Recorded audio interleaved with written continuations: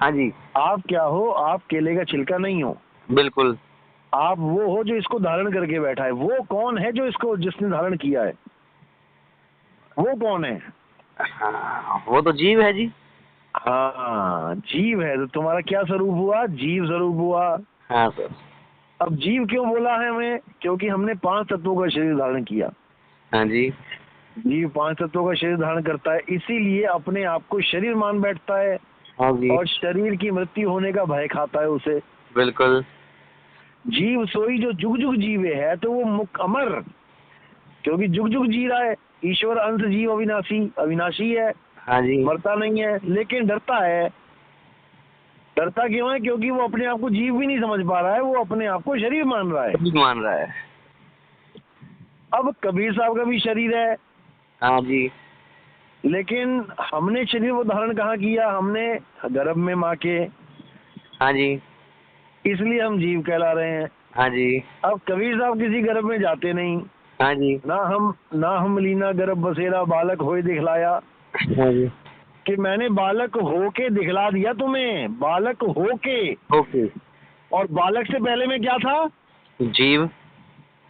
अरे उनको जीव क्यों बोल रहे हो भाई? जीव वो होता है जो गर्भ में जाके शरीर धारण करके आता है। अच्छा, जो जीव वो है जो गर्भ में धारण कर गर्भ में जाए। हाँ, जो गर्भ में जाके अज्ञानता में जाके शरीर धारण करके आता है और अपने आप को शरीर मानता है, वो जीव है। ठीक है जी। जो परमात्मा है वो गर्भ में नहीं जाता, वो जीवों को बचाने के लिए एक इंसान का चोला धारण करता है। वो चोला 5 तत्वों का नहीं होता है, वो काटे कटे ना, जलाए जले ना। ठीक है जी। समझ रहे हो? जी हाँ। वो परमात्मा है, लेकिन शरीर नहीं। शरीर तो इसलिए धारण किया है क्योंकि हमने धारण कर लिया है।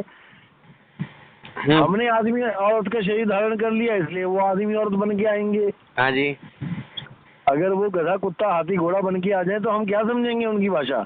ये भी बात सही है जी। पर सर, इसीलिए सर है। एक बात थी, एक कबीर जी से ऊपर भी कुछ है उनका कुछ कबीर जी से ऊपर कुछ नहीं है, लेकिन कबीर साहब के शरीर से ऊपर बहुत कुछ है। ठीक। अगर तुम कबीर साहब को शरीर मान रहे हो कि दाढ़ी वाले बाबा जी कबीर हैं, हाँ जी। तो उससे ऊपर बहुत कुछ है। हाँ जी हाँ। लेकिन जब आप कबीर साहब को असली स्वरूप में जान लेते हो, शब्द रूप में, समझ रूप। तब उससे ऊपर कुछ नहीं है। हाँ। तो कहते हैं हम हैं शब्द, शब्द हम माही, शब्द से भिन्न और कछु नाही, शब्द न बिन से देही, कहे कबीर हम शब्द संगी। हाँ जी हाँ।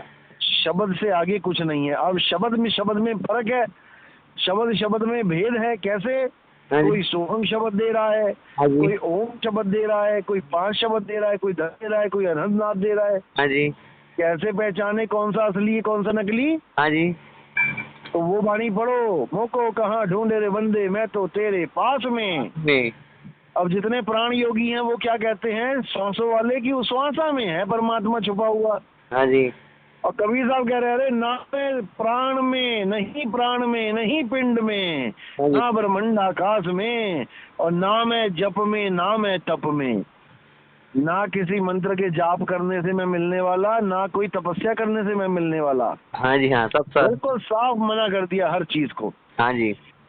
तो ना तो जाप करना है मंत्रों का, ना अजपा जाप करना है कि सोहंग सोहंग कर रहे हो, हाँ जी। श्वास ऊपर लिया सो छोड़ा हंग, ये भी काल का ही जाल है भाई।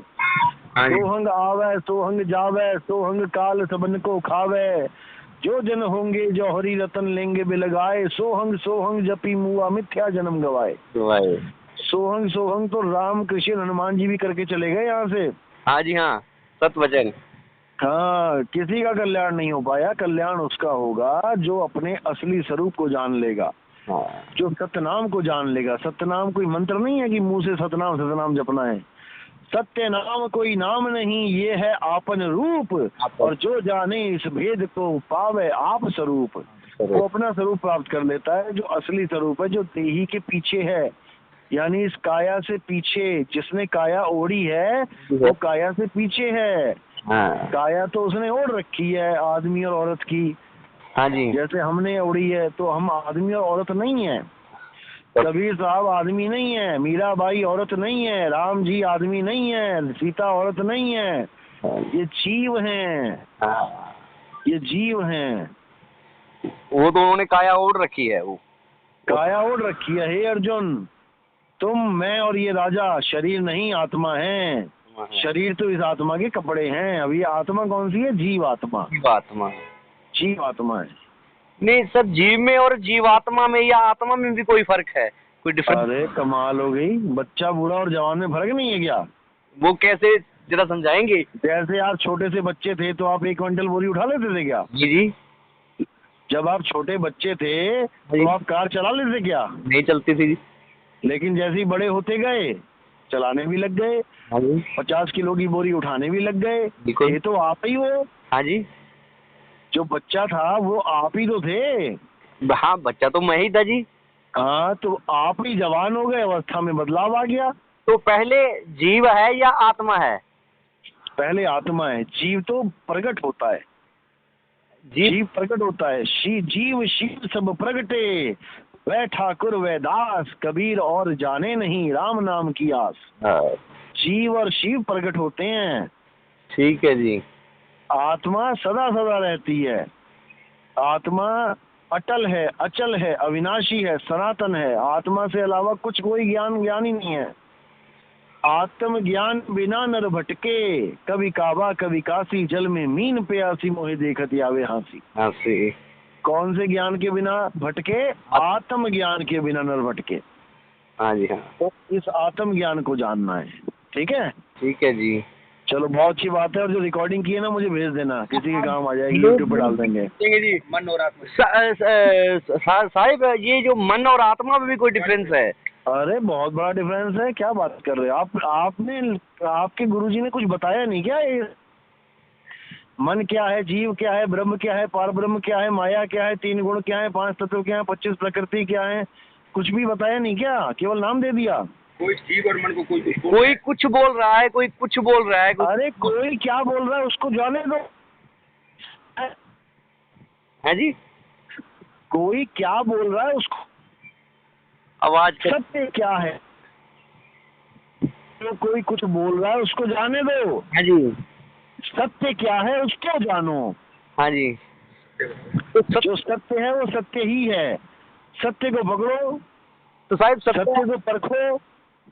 सत्य क्या है? सत्य को परखो। सत्संग सुनो, सत्संग से पता लगता है कि सत्य क्या है।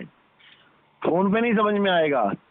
सत्संग सुनो, हमारे सत्संग 1 नंबर से सुनो, आप हर चीज समझ में आएगी। ठीक है जी।